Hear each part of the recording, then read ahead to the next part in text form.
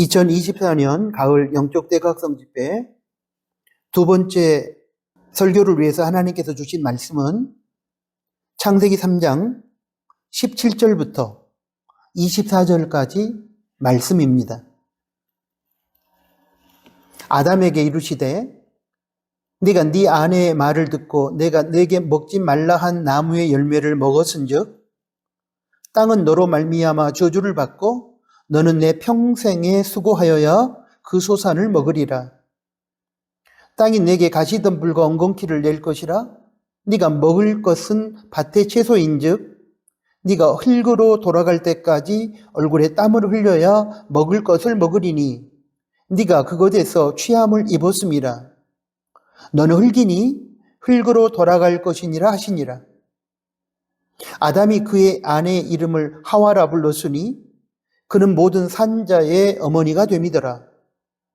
여호와 하나님이 아담과 그의 아내를 위하여 가죽 옷을 지어 입히시니라. 여호와 하나님이 이르시되 보라 이 사람이 선악을 아는 일에 우리 중 하나같이 되었으니 그가 그의 손을 들어 생명나무 열매도 따먹고 영생할까 하노라 하시고 여호와 하나님이 에덴 동산에서 그를 내보내어 그의 근원이 된 땅을 갈게 하시니라. 이같이 하나님이 그 사람을 쫓아내시고 에덴 동산 동쪽에 그룹들과 두루 도는 불칼을 두어 생명나무의 길을 지키게 하시니라. 아멘. 방금 봉독한 말씀을 중심으로 해서 오늘은 지난주에 이어서 인간의 타락과 그 결과라는 제목하에 두 번째 설교를 하나님을 통해서 듣도록 하겠습니다. 우리는 지난 11월 3일 주일부터 2024년 가을 영적 대각성 집회를 시작했습니다. 11월 3일 첫 번째 주일 설교 인간의 타락과 그 결과라는 제목의 말씀을 통해서 인간의 타락의 기원과 원죄에 대해서 집중적으로 살펴보았습니다. 오늘은 두 번째 주일 설교 인간의 타락과 그 결과라는 제목의 두 번째 후속 말씀을 통해서 인간의 타락과 죄에 대한 결과를 집중적으로 살펴보려고 합니다. 먼저 지난주일 설교에서 언급했던 원죄에 대해 잠깐 더 설명을 드리고 가겠습니다. 원죄는 말 그대로 인간이 태어날 때부터 가지고 있는 죄를 말합니다. 인정하고 싶지 않겠지만 우리 인간은 태어난 순간부터 죄인이 되어버렸습니다.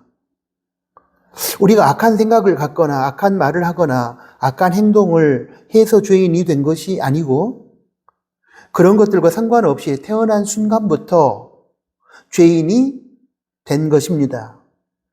그 이유는 인류의 조상인 아담과 하와가 하나님의 명령에 불순종함으로 먹지 말라고 했던 선악을 알게 하는 나무에 열매를 따먹는 불순종으로 인해 죄를 지어 타락했고 그 죄를 후손들이 유전으로 물려받았기 때문입니다. 물론 억울하겠지만 막 태어난 갓난아기에게도 거짓 울음이 있다는 사실을 포함하여 어떤 죄악된 행위를 하지 않았음에도 불구하고 죄성을 가지고 태어난 것을 보면서 우리는 인류의 조상인 아담과 하와로 인해 기인한 그 죄를 후손인 우리가 물려받았다는 사실을 인정할 수밖에 없습니다. 이런 차원에서 보면 인류 최초의 인간인 아담과 하와는 태어날 때는 죄 없이 태어났지만 자신에게 부여된 자유의지를 가지고 하나님 말씀에 불순종함으로 죄를 지어 죄인이 된 존재로서 동양사상에서 말하는 맹자의 성선설, 인간이 원래 처음부터 선하게 태어났다고는 이 학설에 해당할 것입니다. 반면에 아담과 하와 이후의 후손인 인간은 모두가 다 아담과 하와의 죄를 유전으로 물려받은 즉 원죄를 가지고 태어난 존재로서 동양사상에서 말하는 순자의 성악설, 인간은 태어날 때부터 처음부터 악하게 태어났다는 이 학설에 해당할 것입니다. 이제 원죄에 대한 이러한 깨달음을 가지고 죄에 대한 무서운 결과가 무엇인지에 대한 말씀을 이어가도록 하겠습니다. 여러분, 죄는 죄를 짓는 것으로 끝나는 것이 아니라 지은 죄에 대한 형벌이 꼭 따르기 때문에 무서운 것입니다. 그렇다면 죄의 결과로서 따라오는 형벌은 무엇일까요? 이에 대하여 오늘 본문 창세기 3장 17절부터 24절 말씀은 4가지를 제시합니다. 첫째, 자연의 저주입니다. 창세기 3장 17절 상반절과 3장 18절 말씀을 보겠습니다. 먼저 창세기 3장 17절 상반절입니다. 아담에게 이르시되 네가 네 아내의 말을 듣고 내가 너에게 먹지 말라 한 나무의 열매를 따 먹었은즉 땅은 너로 말미암아 저주를 받고, 이어서 창세기 3장 18절을 보겠습니다. 땅이 내게 가시덤불과 엉겅퀴를 낼 것이라. 아담의 죄로 인해 땅이 저주를 받으므로 인간은 자연과 투쟁하는 관계가 되고 말았습니다. 둘째, 죄로 인하여 인간은 일평생 수고하는 삶을 살게 되었습니다.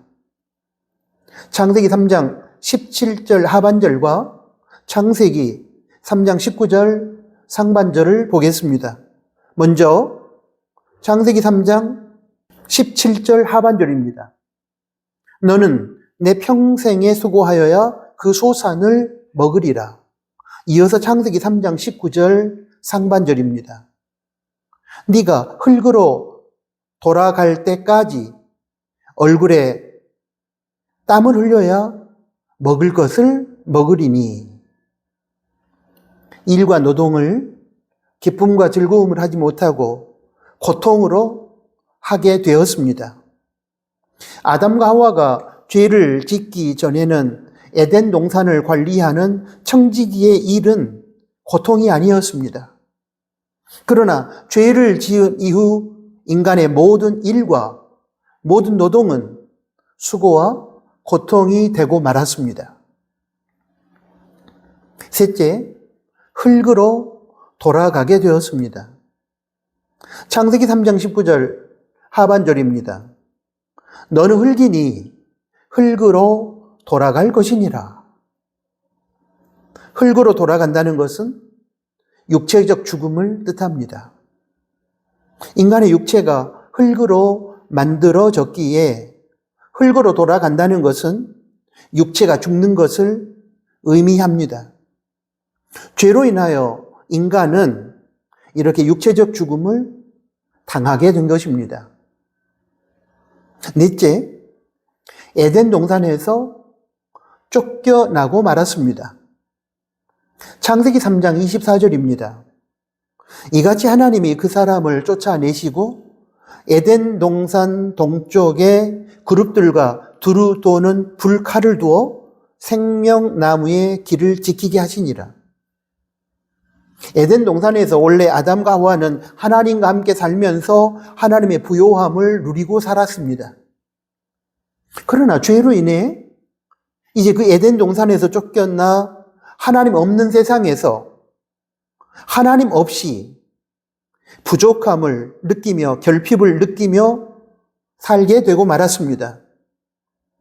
그러므로 에덴 동산에서 쫓겨났다는 것은 하나님 없이 부족하고 결핍한 삶을 살게 되었다는 뜻이고, 또 하나님 없이 삶으로 인하여 찾아온 부족함과 결핍을 메꾸기 위하여 서로 뺏고 빼앗기는 다툼과 전쟁의 비극을 연출하게 되었다는 뜻입니다.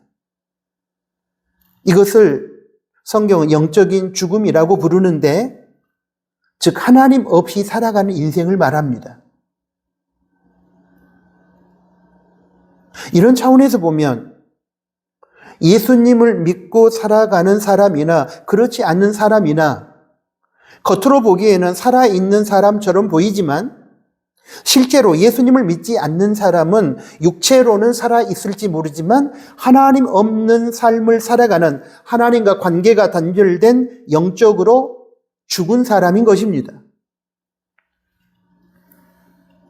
제가 지금까지 말씀드린 네 가지 종류의 형벌이 바로 죄로 인한 결과인데, 이렇게 무서운 죄의 결과를 우리는 삶 속에서 겪으며 살고 있는 것입니다. 그렇기 때문에 우리는 죄를 짓고 살아가는 것이 얼마나 무섭고 두려운 일인지 깨달아야 합니다.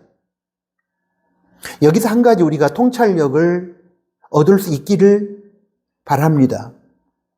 그것은 죄로 인하여 이러한 네 가지 형벌이 인간에게 주어졌기 때문에 우리가 이 문제를 해결하기만 하면 죄로 인한 이러한 형벌로부터 벗어나 자유할 수 있다는 통찰력입니다. 앞으로 계속 열리는 2024년 가을 영적 대각성 집회를 통하여 우리는 죄 문제를 해결받아 죄로 인한 형벌로부터 벗어날 수 있는 길이 무엇인지 배우게 될 것입니다.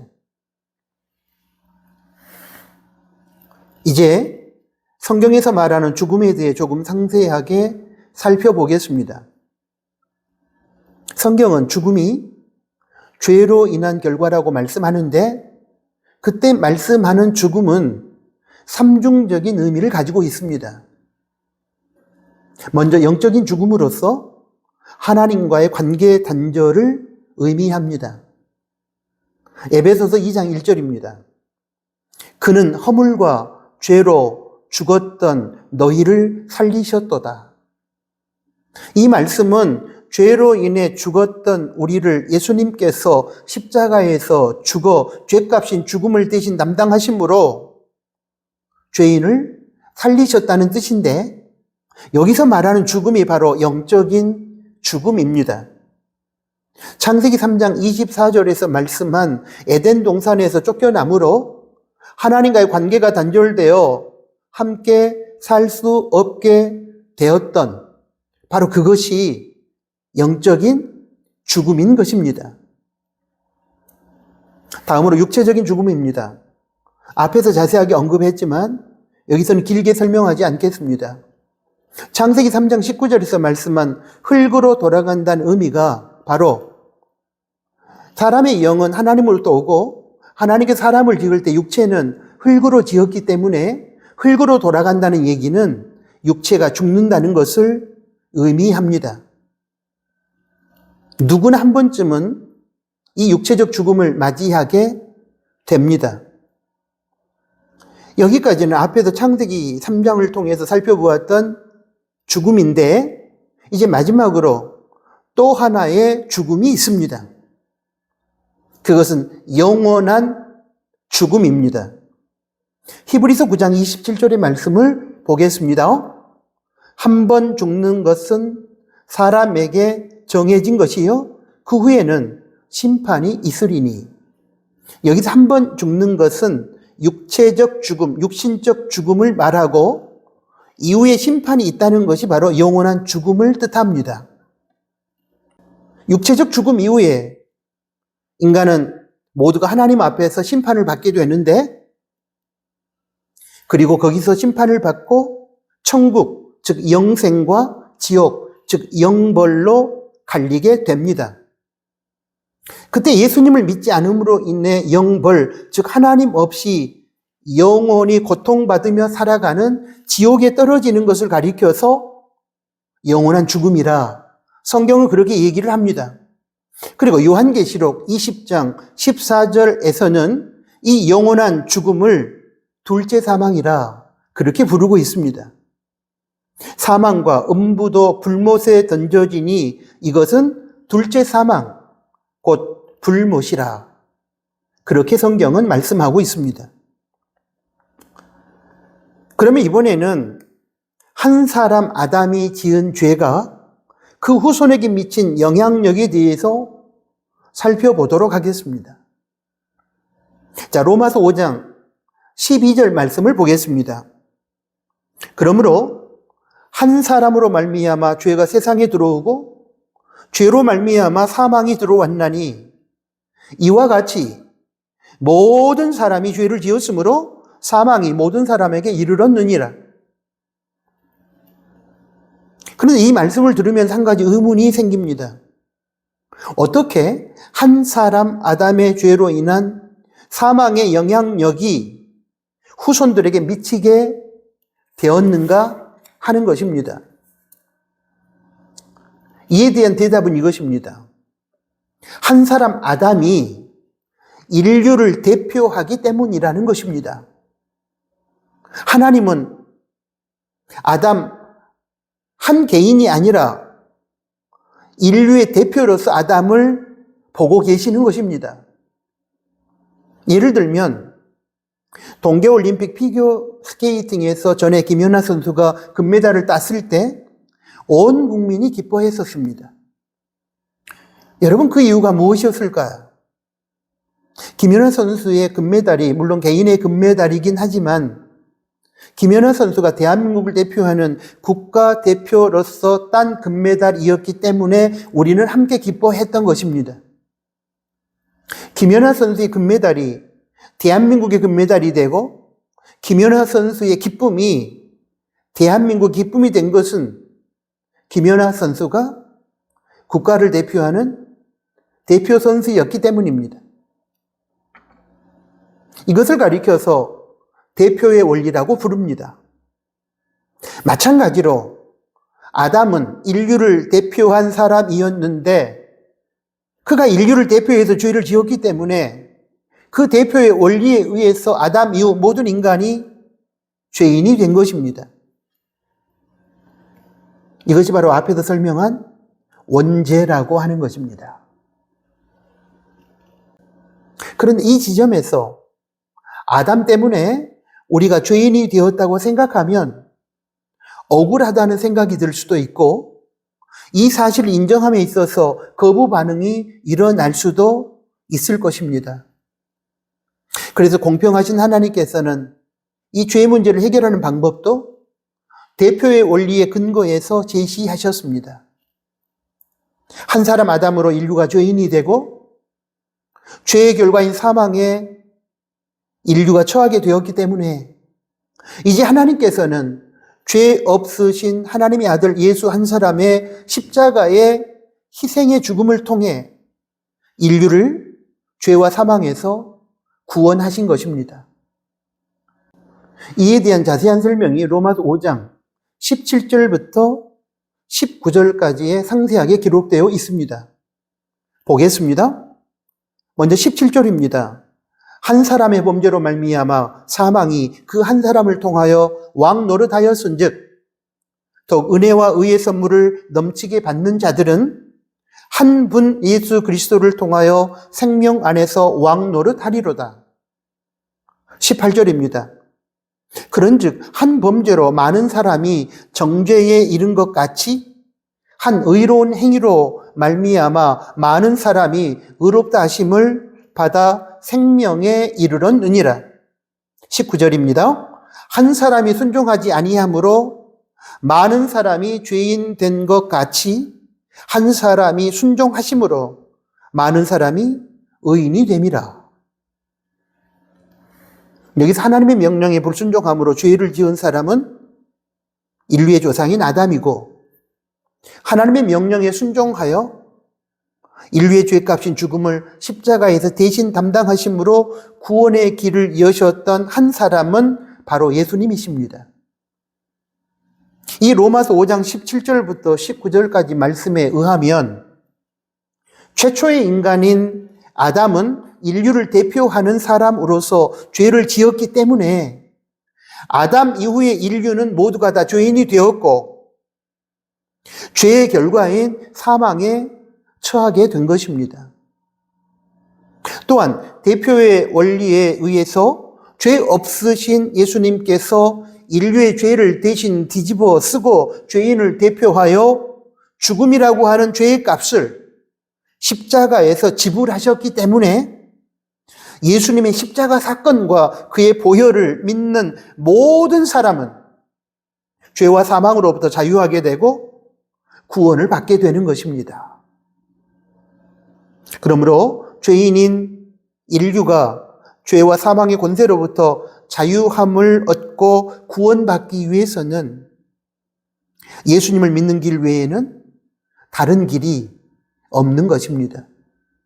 대표의 원리에서 아담의 죄로 인하여 불순종으로 인하여 우리는 죄인이 되어 사망에 처하게 되었고, 한 사람 예수 그리스도의 하나님 말씀에 대한 순종과 십자가의 죽음을 통해서 그 사실을 믿는 자들은 대표의 원리에 의해서 의롭다 여김을 받고 죄사함을 받고 구원을 받고 영생을 얻게 되는 것입니다.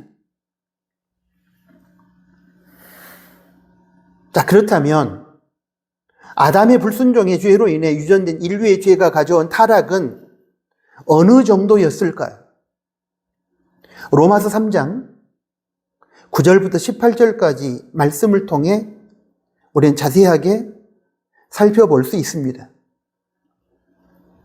첫째, 죄로 인한 인간의 타락은 한 사람의 예외도 없이 모든 인간에게 미칩니다. 로마서 3장 10절은 의인은 없나니 하나도 없으며 라고 적고 있습니다. 사람의 기준에서의 의인을 말하는 것이 아닙니다.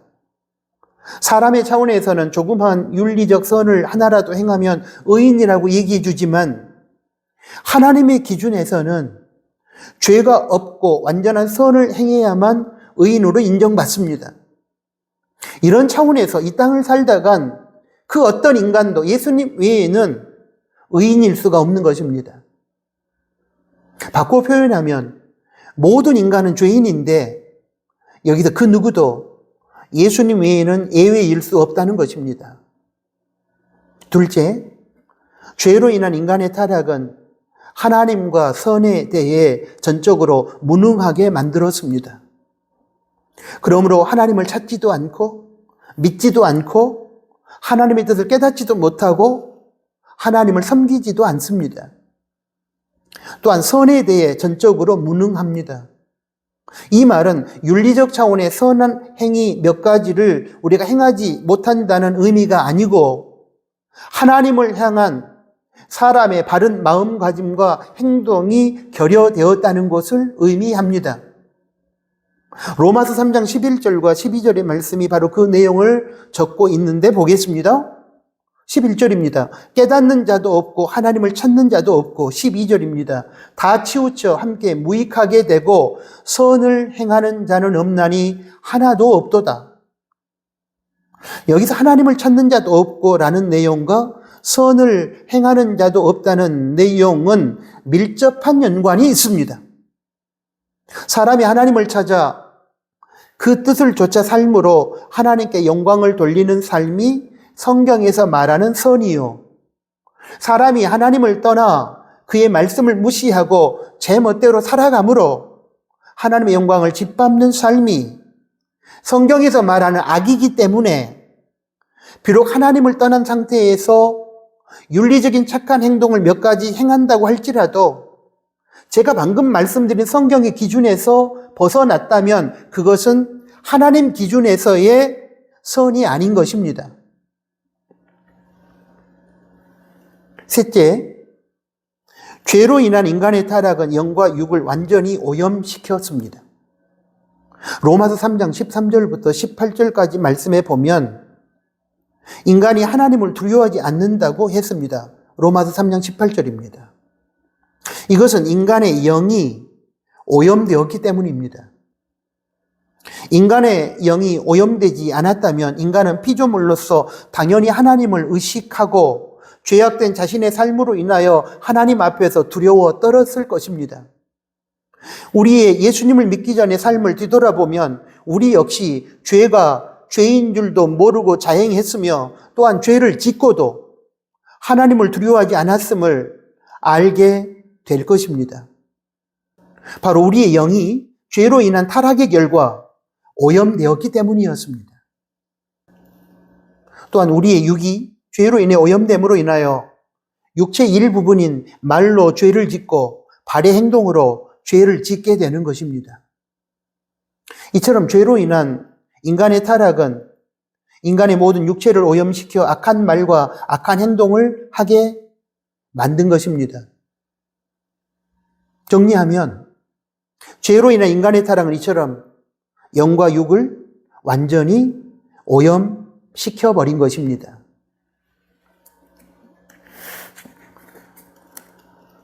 넷째, 죄로 인한 타락은 인간을 절망적인 운명의 자리로 몰아넣었습니다. 로마서 3장 16절부터 18절까지 말씀해 보면 인간은 파멸과 고생이 그 길에 있어 평강의 길을 알지 못하고 하나님을 두려워하지도 않는다고 적고 있습니다. 무슨 말씀이냐면 인간은 고통과 괴로움으로 인생을 살면서도 무엇이 생명과 평강의 길인 줄도 모르고 심판을 하시는 하나님을 두려워할 줄도 모른다는 것입니다. 한마디로 소망이 없는 절망의 상태에 처해 있다는 것입니다. 여기서 평강의 길을 알지 못한다는 말은 평강의 길이 구원과 행복의 길을 의미하기 때문에 결국 무엇이 구원과 행복의 길인지를 알지 못한다는 뜻입니다. 예를 들어 구덩이에 빠져 있는데 그 구덩이에서 어떻게 빠져나와야 하는지를 알지 못하는 것입니다. 이것이 바로 죄의 결과인 타락으로 인한 인간의 절망적인 운명입니다. 사랑하는 나누는 가족 여러분, 지금까지 우리는 죄의 결과로 인한 타락의 정도에 대해서 네 가지로 살펴보았는데 이 네 가지 상태를 합하여 한마디로 정의하라고 한다면 저는 인간의 전적 타락이라고 얘기하고 싶습니다. 전적 타락이라는 말은 종교개혁과 칼뱅의 중요한 5대 교리 중에 하나인데 앞에서 제가 잠깐 언급한 것처럼 윤리적 차원의 선한 행위를 하나도 못한다는 뜻이 아니고 하나님과의 관계에 있어서나 구원의 차원에 있어서 인간이 자신의 힘으로는 도저히 하나님을 찾을 수도 없고 하나님이 원하시는 선을 행할 수도 없는 그런 상태를 말합니다. 불신자들이 말하는 도덕적인 타락보다 훨씬 본질적인 차원에서의 영적인 타락인 것입니다. 그러므로 여러분, 이 전적 타락이라는 말은 사람과의 관계가 아니라 하나님과의 관계에서 사용되는 개념이며 일상적인 삶이 아니라 구원에 관련된 개념임을 알아야 합니다. 제가 지난 주일과 오늘 2024년 가을 영적 대각성 집회에서 계속 말씀드리고 있는 주제는 단 한 가지입니다. 그것은 죄의 무서움과 죄로 인해 타락한 인간의 비참한 모습입니다. 사랑하는 교회 여러분, 우리가 죄의 무서움과 죄로 인해 타락한 인간의 비참함을 인정한다면 우리의 진실한 질문은 무엇이어야만 할까요? 그리고 그 질문에 대한 하나님의 대답은 무엇일까요? 그 질문과 대답을 오늘 설교의 결론으로 삼고 싶습니다. 사도행전 16장 30절부터 31절까지 말씀에 보면 빌립보 감옥의 간수는 죄인인 인간이 마땅히 던져야 하는 질문을 던지고 있습니다. 그리고 이 심각한 질문에 대한 하나님의 대답이 소개되어 있습니다. 제가 한번 읽어보겠습니다. 사도행전 16장 30절입니다. 그들을 데리고 나가 이르되 선생들이여 내가 어떻게 하여야 구원을 받으리이까 하거늘 31절입니다. 이르되 주 예수를 믿으라 그리하면 너와 내 집이 구원을 받으리라 하고 과거 예수님을 믿기 전에 우리의 질문은 이것이었습니다. 그렇다면 우리가 이 무서운 죄와 타락의 비참한 상황에서 어떻게 해야 구원을 받을 수 있습니까? 교회에서 종교 활동을 하고 있지만 아직 인격적으로 예수님을 구세주로 영접하지 않고 있는 교인이라면 지금 이 질문을 던져야 할 것입니다. 지금은 예수님을 믿고 구원받은 성도에게 과거에 주셨던 하나님의 대답이나 지금 예수님을 인격적으로 받아들이지 않으면서 종교 활동을 하고 있는 형식적인 교인들의 질문에 대한 하나님의 대답이나 역시 동일합니다. 그 대답은 바로 이것입니다. 주 예수를 믿으라. 그러면 구원을 받을 것이다. 그러므로 불신자나 형식적인 그리스도인들에게 부탁합니다. 주 예수를 여러분이 구세주와 인생의 주인으로 영접하십시오. 믿으십시오. 그래야만 죄의 결과인 사망과 죄의 무서움과 죄로 인해 타락한 인간의 비참한 상태로부터 벗어나 자유하고 구원을 받을 수 있습니다.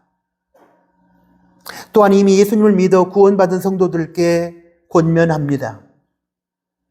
죄의 결과인 사망과 죄의 무서움과 죄로 인해 타락한 인간의 비참함으로부터 구원하여 주신 하나님을 찬양하시고 하나님께 감사드리며 하나님의 말씀에 순종하십시오. 그것이 예수님의 십자가의 은혜로 구원받은 성도의 마땅한 삶일 것입니다. 아멘. 하나님 아버지 감사합니다. 2024년 가을 영적 대각성 집회 두 번째 설교를 통해서 죄가 얼마나 무섭고 죄로 인한 타락의 비참함이 얼마나 고통스러운지를 깨닫게 해주셔서 감사합니다. 우리가 살아가는 삶의 현장에서 죄의 무서움을 알고 죄와 싸워 이기는 저희가 될 수 있도록 도와주시고, 우리 중에 혹시 아직 예수님을 인격적으로 영접하지 않는 분들이 계시다면 이 죄 문제로부터 자유하기 위하여 예수님을 믿게 하시고 그 믿음으로 죄를 용서받고 구원받아 영생의 삶을 살아가는 우리 교우들이 되게 하여 주십시오. 예수 그리스도의 이름으로 기도합니다. 아멘.